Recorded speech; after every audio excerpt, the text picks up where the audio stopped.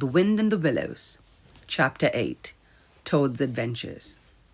When Toad found himself immured in a dank and noisome dungeon, and knew that all the grim darkness of a medieval fortress lay between him and the outer world of sunshine and well-metalled high-roads, where he had lately been so happy, disporting himself as if he had brought up every road in England, he flung himself at length on the floor and shed bitter tears and abandoned himself to dark despair. "This is the end of everything," he said. "At least it's the end of the career of Toad, which is the same thing. The popular and handsome Toad, the rich and hospitable Toad, the Toad so free and careless and debonair. How can I ever hope to be ever set at large again?" he said, "who have been imprisoned so justly for stealing so handsome a motor car in such an audacious manner, and for such lucrid and imaginative cheek bestowed upon such a number of fat, red-faced policemen." Here his sobs choked him. "Stupid animal that I was," he said. "Now I must languish in this dungeon till people who were proud to say they knew me have forgotten the very name of Toad. Oh, wise old badger," he said. "Oh, clever, intelligent rat and sensible mole. What sound judgments, what a knowledge of men and matters you possess. Oh, unhappy and forsaken Toad." With lamentations such as these, he passed his days and nights for several weeks, refusing his meals or intermediate light refreshments, though the grim and ancient gaoler, knowing that Toad's pockets were well lined, frequently pointed out that many comforts, and indeed luxuries, could be by arrangement be sent at a price from outside. Now, the gaoler had a daughter, a pleasant wench and good-hearted, who assisted her father in the lighter duties of his post. She was particularly fond of animals, and besides her canary, whose cage hung on a nail in the massive wall of the keep by day, to the great annoyance of the prisoners, who relished an after-dinner nap, and was shrouded in an anti-macassar on the parlour table at night, she kept several piebald mice and a restless revolving squirrel. This kind-hearted girl, pitying the misery of Toad, said to her father one day, "Father, I can't bear to see that poor beast so unhappy and getting so thin. You let me have the managing of him. You know how fond of animals I am. I'll make him eat from my hand and sit up and do all sorts of things." Her father replied that she could do what she liked with him. He was tired of Toad and his sulks and his airs and his meanness. So that day she went on her errand of mercy and knocked at the door of the Toad's cell. "Now cheer up, Toad," she said coaxingly on entering, "and sit up and dry your eyes and be a sensible animal. And do try and eat a bit of dinner. See, I've brought you some of mine, hot from the oven." It was bubble and squeak between two plates, and its fragrance filled the narrow cell. The penetrating smell of cabbage reached the nose of Toad as he lay prostrate in his misery on the floor, and gave him the idea for a moment that perhaps life was not such a blank and desperate thing as he had imagined. But still he wailed and kicked with his legs and refused to be comforted.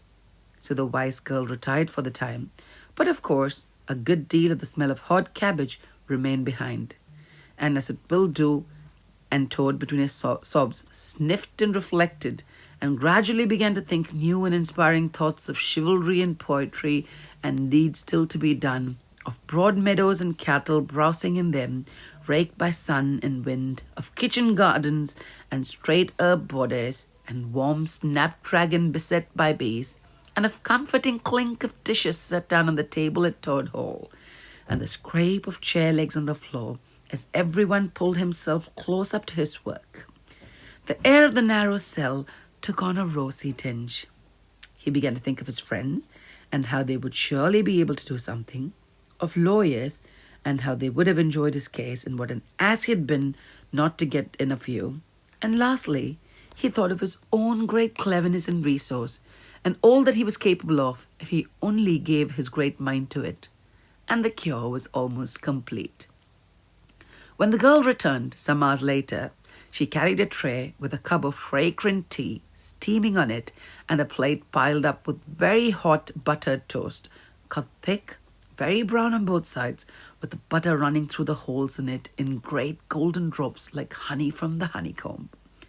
The smell of the buttered toast simply talked to Toad, and with no uncertain voice talked of warm kitchens, of breakfasts on bright frosty mornings, of cosy parlour firesides on winter evenings when one's ramble was over and slippered feet were propped on the fender, of the purring of contented cats and the twitter of sleepy canaries. Toad sat up on end once more, dried his eyes, sipped his tea, and munched his toast, and soon began talking freely about himself and the house he lived in, and his doings there, and how important he was, and what a lot of his friends thought of him. The caller's daughter saw that the topic was doing him as much good as the tea, as indeed it was, and encouraged him to go on. "Tell me about Toad Hall," she said. "It sounds beautiful." "Toad Hall," said the Toad proudly, "is an eligible, self-contained gentleman's residence. Very unique, dating in part from the 14th century, but replete with every modern convenience. Up-to-date sanitation, 5 minutes from church, post office, gold links, suitable for—" "Bless the animal," said the girl, laughing. "I don't want to take it. Tell me something real about it. But first, wait till I fetch you some more tea and toast." She tripped away and presently returned with a fresh trayful, and Toad, pitching into toast with avidity, his spirits quite restored to its usual level, told her about the boathouse and the fish pond and the old walled kitchen garden, about the pigsties and the stables and the pigeon house and the hen house, and about the dairy and the wash house and the china cupboards and the linen presses. She liked that bit especially. And about the banqueting hall and the fun they had there when the other animals were gathered round the table and Toad was at his best, singing songs, telling stories, carrying on generally. Then she wanted to know about his animal friends, and was very interested in all he had to tell her about them and how they lived and what they did to pass their time. Of course, she did not say she was fond of animals as pets, because she had the sense to see that Toad would be extremely offended. When she said good night, having filled his water jug and shaken up his straw for him, Toad was very much the same sanguine, self-satisfied animal that had been of old.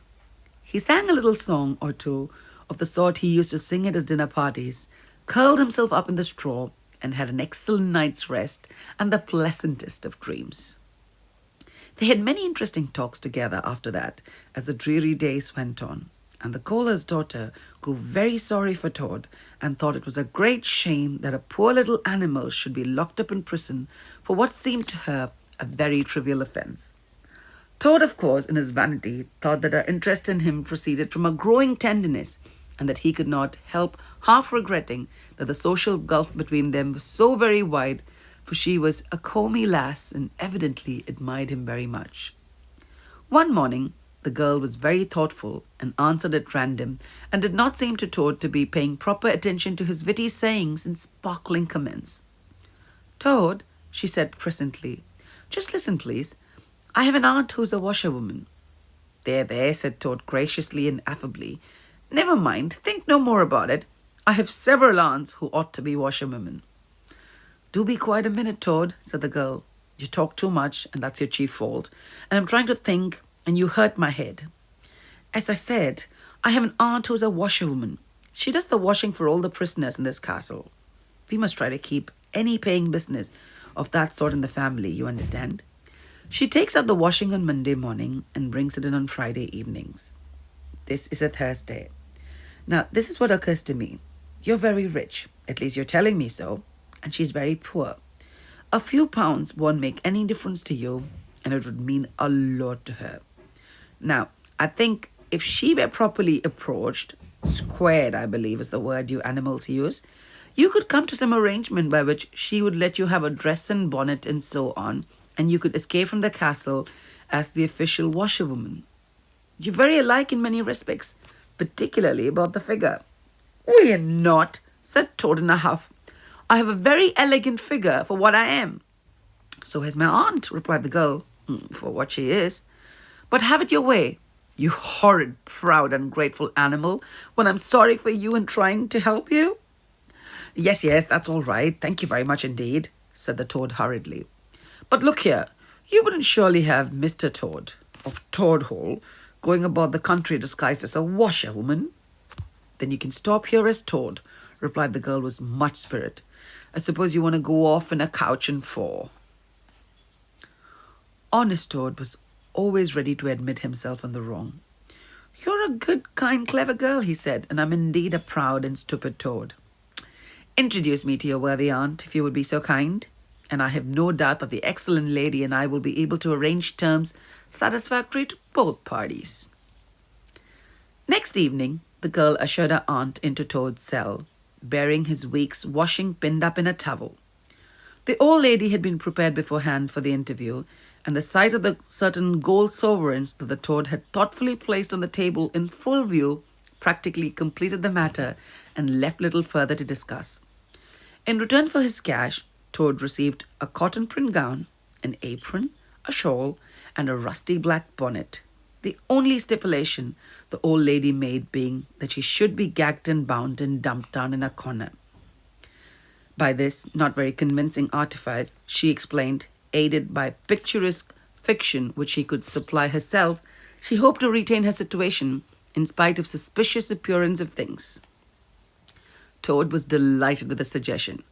It would enable him to leave the prison in some style, and with his reputation for being a desperate and dangerous fellow untarnished, and he readily helped the gaoler's daughter to make her aunt appear as much as possible the victim of circumstances over which she had no control. Now, it's your turn, Toad, said the girl. Take off that coat and waistcoat of yours. You're fat enough as it is. Shaking with laughter, she proceeded to hook and eye him into the cotton print gown, arranged the shawl with a professional fold, and tried the strings of the rusty bonnet under his chin. You're the very image of her, she giggled. Only, I'm sure you never looked half so respectable in all your life before. Now goodbye, Toad, and good luck. Go straight down the way you came up, and if anyone says anything to you, as they probably will, being but men, you can shaft back a bit, of course, but remember, you're a widow woman, quite alone in the world, with a character to lose. With a quaking heart, but as firm a footstep as he could command, Toad set forth cautiously on what seemed to be a most harebrained and hazardous undertaking. But he was soon agreeably surprised to find how easy everything was made for him, and a little humbled at the thought that his popularity and the sex that seems to inspire it were really in others. The washerwoman's squat figure, in its familiar cotton print, seemed a passport for every barred door and grim gateway. Even when he hesitated, uncertain as to the right turning to take, he found himself helped out of his difficulty by the warder of the next gate, anxious to be off to his tea, summoning him up to come along sharp and not keep him waiting all night. The chaff and the humorous sallies to which he was subjected to, and to which, of course, he had to provide prompt and efficient reply, formed indeed his chief danger, for Toad was an animal with a strong sense of his own dignity, and the chaff was mostly, he thought, poor and clumsy, and the humour of sallies entirely lacking. However, he kept his temper, and thought with great difficulty, suited his retorts to his company and his supposed character, and it did his best not to overstep the limits of good taste. It seemed hours before he crossed the last courtyard, rejected the pressing invitations from the last guardroom, and dodged the outspread arms of the last warder, pleading with simulated passion for just one farewell embrace. But at last he had heard the wicket gate and the great outer door click behind him, felt the fresh air of the outer world upon his anxious brow, and he knew he was free. Dizzy with the easy success of his daring exploit, he walked quickly towards the lights of the town, not knowing in the least what he should do next, only quite certain of one thing, that he must remove himself as quickly as possible from a neighbourhood where the lady he was seen or forced to represent was so well known and so popular a character. So he walked along, considering his attention was caught by some red and green lights a little way off to one side of the town, and the sound of puffing and snorting of engines and the banging of shunted trucks fell on his ear. Aha, he thought, this is a piece of luck. A railway station is the thing I want most in the whole world at this moment, and what's more, I don't need to go through the town to get to it. Shan't have to support this humiliating character by repartees which, though thoroughly effective, did not assist one's sense of self-respect. He made his way to the station accordingly, consulted a timetable, and found that a train bound more or less in the direction of his home was due to start in half an hour. More luck, he said. Toad, his spirits rising rapidly, went off to the booking office to buy his ticket. He gave the name of the station that he knew to be nearest to the village of which Toad Hall was the principal feature, and mechanically put his fingers in search of the necessary money where his waistcoat pocket should have been. But here the cotton gown, which had notably stood him so far, which he had basely forgotten, intervened and frustrated his efforts. In a sort of a nightmare, he struggled with the strange uncanny thing that seemed to hold his hands, turn all muscular strivings to water, and laugh at him all the time, while other travellers, forming up in a line behind him, waited with impatience, making suggestions of more or less value and comments of more or less stringency and point. At last, somehow, he never rightly understood how, he burst the barriers, attained the goal, arrived at where all waistcoat pockets are eternally situated, and found not only no money, but no pocket to hold it up, and no waistcoat to hold the pocket. To his horror, he recollected that he had left both coat and waistcoat behind him in his cell, and with them his pocketbook, money, keys, watch, matches, pencil case, all that makes life worth living, all that distinguishes the many-pocketed animal, the lord of creation, from the inferior one-pocketed or no-pocketed productions that hop or trip about permissively, unequipped for the real contest. In his misery, he made one desperate effort to carry the thing off, and with the return of his fine old manner, a blend of the squire and college tone, he said, "Look here, I find I've left my purse behind. Just give me the ticket, will you, and I'll send the money tomorrow. I'm well known in these parts." The clerk stared at him and the rusty black bonnet a moment, and then laughed. "I think you pretty well known here in these parts," he said, "if you try this game on often. Here, stand away from the window, please, madam. You're obstructing the other passengers." An old gentleman who had been prodding him in the back for some moments here thrust him away, and what was worse, addressed him as his good woman, which angered Toad more than anything that had occurred that evening. Baffled and full of despair, he wandered blindly down the platform where the train was standing, and tears trickled down each side of his nose. It was hard, he thought, to be within sight of safety, and almost home, and be balked by the want of a few wretched shillings, and by the pettifogging mistrustfulness of paid officials. Very soon his escape would be discovered, the hunt would be up, he would be caught, reviled, loaded with chains, and dragged back to prison, and bread and water and straw. His guards and penalties would be doubled, and sarcastic remarks the girl would make. What was to be done? He was not swift of foot. His figure was unfortunately recognizable. Could he not squeeze under the seat of a carriage? He had seen this method adopted by schoolboys when the journey money provided by thoughtful parents had been diverted to other ends and better ends. As he pondered, he found himself opposite the engine, which was being oiled, wiped, and generally caressed by its affectionate driver, a burly man with an oil can in one hand and a lump of cotton waste in the other. "Hello, mother," said the engine driver. "What's the trouble? You don't look particularly cheerful." "Oh, sir," said Toad, crying afresh, "I'm a poor, unhappy washerwoman, and I've lost all my money and can't pay for a ticket. And I must get home tonight somehow. Whatever I am to do, I don't know. Oh dear, oh dear." "That's a bad business indeed," said the engine driver reflectively. "Lost your money and can't get home, and got some kids too waiting for you, dare I say?" "Any amount of them," sobbed Toad. "And they'll be hungry and playing with matches and upsetting lamps. Oh, the little innocents. And quarrelling and going on generally. Oh dear, oh dear." "Well, I'll tell you what I'll do," said the good engine driver. "You're a washerwoman to your trade, says you. Very well, that's that. And I'm an engine driver, as you may well see. And there's no denying it's a terribly dirty work. Uses up a pair of shirts, it does, till my missus is fair tired of washing him. If you'll wash a few shirts for me when you get home and send 'em along, I'll give you a ride on my engine.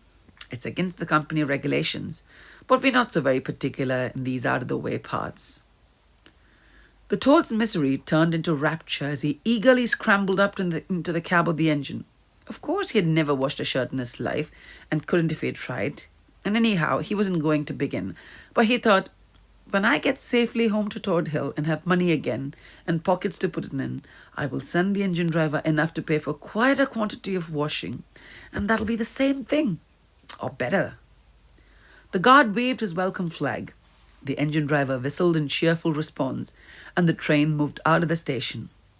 As the speed increased and Toad could see on either side of him real fields and trees and hedges and cows and horses all flying past him, and as he thought of how every minute was bringing him nearer to Toad Hall, and the sympathetic friends and money to chink in his pocket, and a soft bed to sleep in, and good things to eat, and prizes and admiration at the recital of his adventures, and his surpassing cleverness, he began to skip up and down and shout and sing snatches of song, to the great astonishment of the engine driver, who had never come across another washerwoman before at long intervals, but never one at all like this.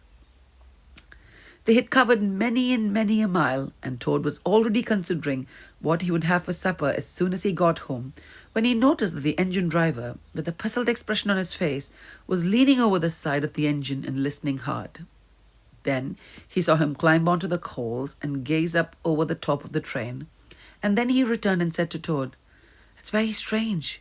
We're the last train running in this direction tonight, yet I could be sworn that I heard another following us." Toad ceased his frivolous antics at once. He became grave and depressed, and a dull pain in the lower part of his spine, communicating itself to his legs, made him want to sit up and try desperately not to think of all the possibilities. By this time, the moon was shining brightly, and the engine driver, steadying himself on coal, could command a view of line behind him from a long distance. Presently, he called out, "I can see it clearly now. It's an engine on our rails coming along at a great pace. It looks as if we are being pursued."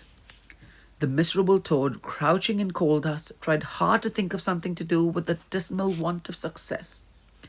"They're gaining on us fast," cried the engine driver, "and the engine is crowded with the queerest lot of people. Men like ancient wanderers waving halberds, policemen in their helmets waving truncheons, and shabbily dressed men in pot hats, obvious and unmistakable plain-clothed detectives, even at this distance, waving revolvers and walking sticks, all waving and shouting at the same thing. Stop, stop, stop!"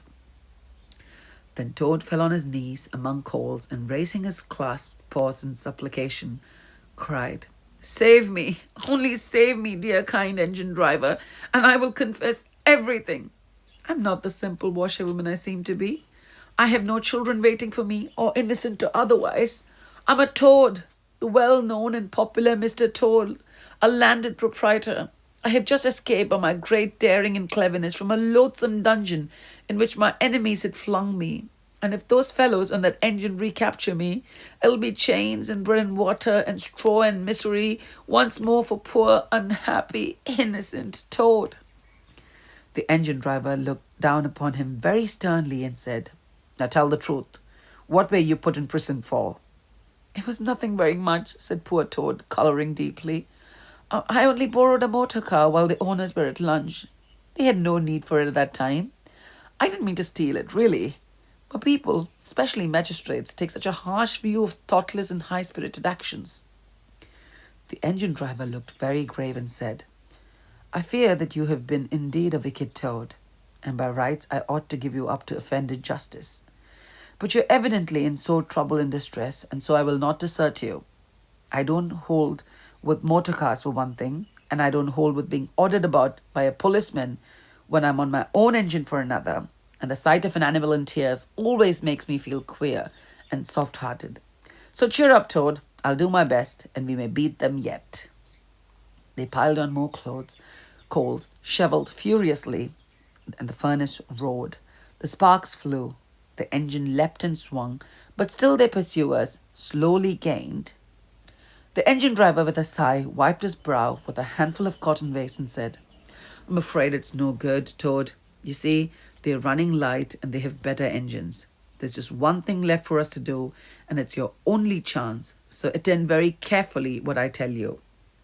A short way ahead of us is a long tunnel, and on the other side of that line passes through a thick wood.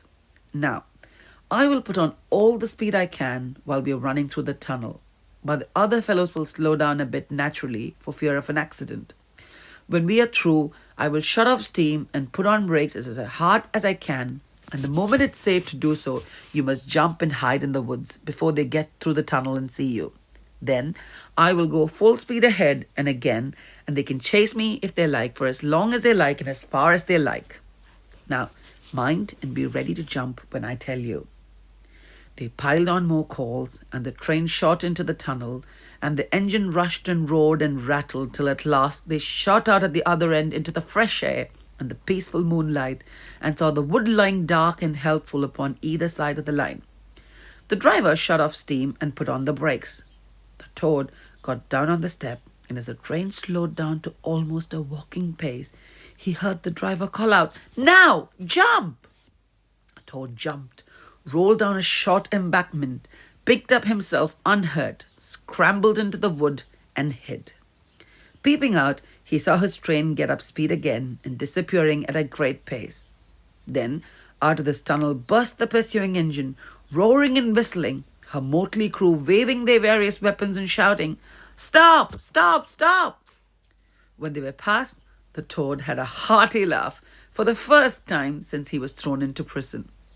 But he soon stopped laughing when he came to consider that it was now very dark and very late and cold, and he was in an unknown wood with no money and no chance of supper, and still far from friends and home, and the dead silence of everything after the roar and rattle of the train was something of a shock. He dared not to leave the shelter of the trees, so he stuck into the wood with the idea of leaving the railways as far as possible behind him. After so many weeks within walls, he found the wood strange and unfriendly, and inclined, he thought, to make fun of him. Night jars, sounding their mechanical rattle, made him think that the wood was full of searching warders closing in on him. An owl, swooping noiselessly towards him, brushed his shoulder with his wing, making him jump with the horrid certainty that it was a hand, then flitted off, moth-like, laughing to its low hoo-hoo-hoo, which Toad thought in very poor taste. Once he met a fox, who stopped, looked him up and down in a sarcastic sort of way, and said, Hello, washerwoman. Half a pair of socks and pillowcase shot this week? Mind it doesn't occur again, and swaggered off sniggering. Toad looked about for a stone to throw at him, but could not succeed in finding one, which vexed him more than anything. At last, cold and hungry, tired out, he sought the shelter of a hollow tree, where with branches and dead leaves he made himself as comfortable a bed as he could, and slept soundly till the morning.